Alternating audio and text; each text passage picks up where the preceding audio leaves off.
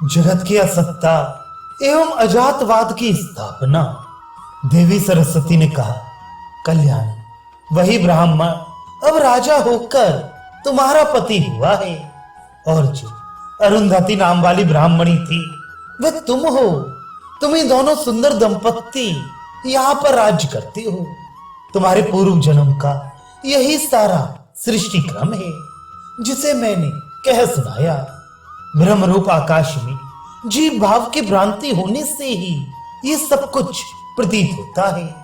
इसलिए कौन सृष्टि ब्रह्म रूप है और कौन सृष्टि ब्रह्म से रहित है?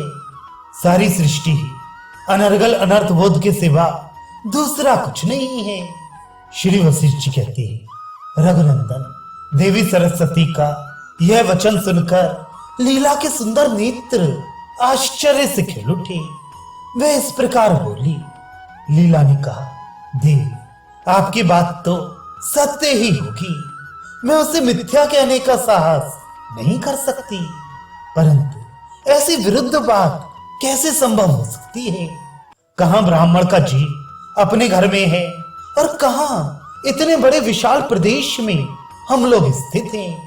फिर वे ब्राह्मण दंपत्ति और हम लोग एक कैसे हो सकते हैं? मेरे स्वामी जहां स्थित हैं वैसा वह दूसरा लोक, वे विस्तृत भूमि, वे विशाल पर्वत और वे 10 दिशाएं एक घर के भीतर कैसे प्रतीत हो सकती हैं?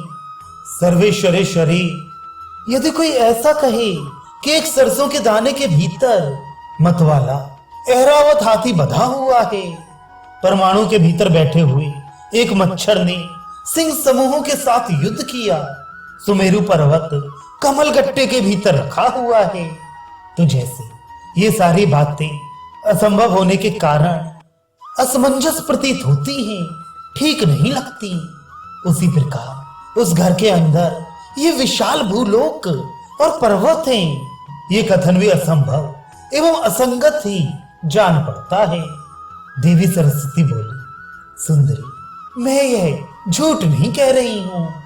तुम ध्यान देकर यथावत रूप से इस विषय को सुनो। दूसरों के द्वारा तोड़ी जाने वाली धर्म की जिस मर्यादा को मैं स्वयं ही स्थापित करती हूं, उसी का यदि मैं भेदन करूं तो दूसरा कौन पालन करेगा? उस पर्वतीय गांव के ब्राह्मण का वह जीवात्मा अपने उसी घर के आकाश में चिदाकाश रूप होकर ही इस कल्पित महान राष्ट्र को देख रहा है। कल्याणी, जैसे स्वप्न में जागृत काल की स्मृति लुप्त हो जाती है और दूसरी स्मृति उदित होती है, उसी प्रकार तुम दोनों की पूर्व जन्म की स्मृति नष्ट हो गई है और उससे विपरीत दूसरी स्मृति उदित हुई है। यही उस शरीर का मरण है। जैसे स्वप्न में तीनों लोकों का दिखना, संकल्प में त्रिलोकी का उदय होना तथा मरुमारीचिका में जल का होना असत्य है, फिर भी वहां उन वस्तुओं की प्रतीति होती है। उसी प्रकार ब्राह्मण के घर के भीतर पर्वत, वन और नगरों सहित भूमि का होना यद्यपि असत्य है, तो भी वहां इन सब की प्रतीत होती है। जो असत्य से उत्पन्न हुआ है वह असत्य है, जो स्मृति से उत्पन्न हुआ है वह भी असत्य है। जैसे मेघ तृष्णा की नदी में जल का होना मिथ्या है, फिर उस जल में जो तरंग की प्रतीत होती है वह सब कैसे हो सकती है? बेटी, उस पर्वतीय ग्रह के आकाश रूपी कोश में स्थित तुम्हारा जो ये घर है तथा जो मैं हूं और तुम हो, ये सब कुछ तुम केवल चिन्मय आकाश रूप ब्रह्म ही समझो। इस विषय को स्पष्ट रूप से समझने और समझाने के लिए स्वप्न, भ्रम, संकल्प और अपने अपने अनुभव की परंपराएं ही मुख्य प्रमाण उदाहरण हैं। ब्राह्मण के उस पर्वतीय घर के भीतर उस ब्राह्मण का जीव है, उस जीवाकाश में अर्थात उस जीवात्मा के संकल्प में समुद्र और वनों से परिपूर्ण ये पृथ्वी है। कृष्णांगी, उस ब्राह्मण के घर के भीतर इस नूतन सृष्टि में जो ये नगर निर्मित हुआ है, ये यद्यपि मन में बैठ गया है, तथापि ब्राह्मण का वह पहला घर आज भी मौजूद ही है, नष्ट नहीं हुआ। जैसे इस जगत सृष्टि की प्रतीति आभास मात्र है, उसी प्रकार क्षण कल्प आदि की प्रतीति भी आभास मात्र ही है, वास्तविक नहीं। परमात्मा में जो तू मैं इत्यादि भावों का अध्यास है, उसके अधीन जो अपने जन्म का भ्रम होता है, ऐसा भ्रम जिन लोगों को है उन्हें पुरुषों को क्षण कल्प आदि संपूर्ण जगत की प्रतीत होती है।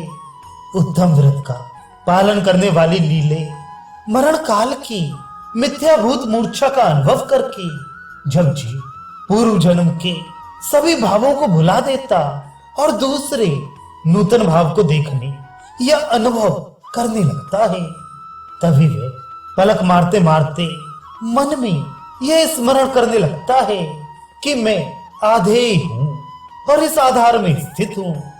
यद्यपि वह उस समय आकाश में आकाश रूप से ही स्थित होता है, अर्थात वह उस समय चेतन परमात्मा में चिदाकाश जीवात्मा रूप से ही स्थित होता है। इसलिए उसमें आधार आधेय भाव की कल्पना मिथ्या ही है, तथापि उसके चित्त में वैसा संस्कार प्रकट होता है। उसे भान होता है कि हाथ पैर आदि अवयवों से युक्त ये शरीर मेरा ही है। उसके मन में जो शरीर स्थित होता है, अर्थात उसमें जैसे शरीर का संस्कार रहता है, उसी या वैसे ही इस शरीर को वह आत्मीय भाव से देखता है।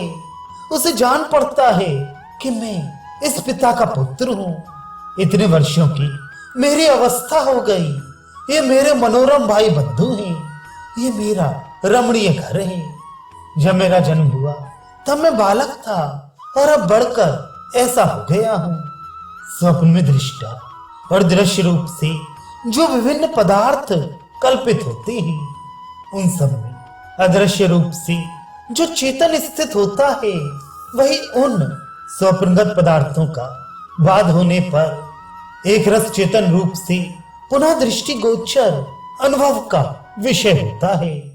अतः कुछ भी उत्पन्न नहीं हुआ था, बिना उत्पन्न हुए ही स्वप्नावस्था में उन वस्तुओं के दर्शन हुए थे। इस तरह जैसे स्वप्न में वह चेतन ही दृष्टा दृश्य आदि के रूप में उदित होता है, उसी प्रकार परलोक में भी उदित होता है। और जैसे परलोक में उदित होता है, उसी तरह इस लोक में भी वह चेतन ही दृष्टा दृश्य आदि के रूप में आविर्भूत होता है। इसलिए स्वप्न, परलोक और इहलोक, इनमें थोड़ा सा भी भेद नहीं है। ये सब के सब असत होते हुए भी भ्रमवश सत से प्रतीत होते हैं। ठीक उसी तरह जैसे जल में उठने वाली तरंगों का एक दूसरे से भेद नहीं होता, और वे सब असत होते हुए ही सत से प्रतीत होती हैं। चूंकि जल में लहरों के समान चेतन में ही ये जगत ब्रह्मवश प्रतीत हो रहा है, अतः यह कभी उत्पन्न ही नहीं हुआ। यह सिद्धांत स्थिर हुआ।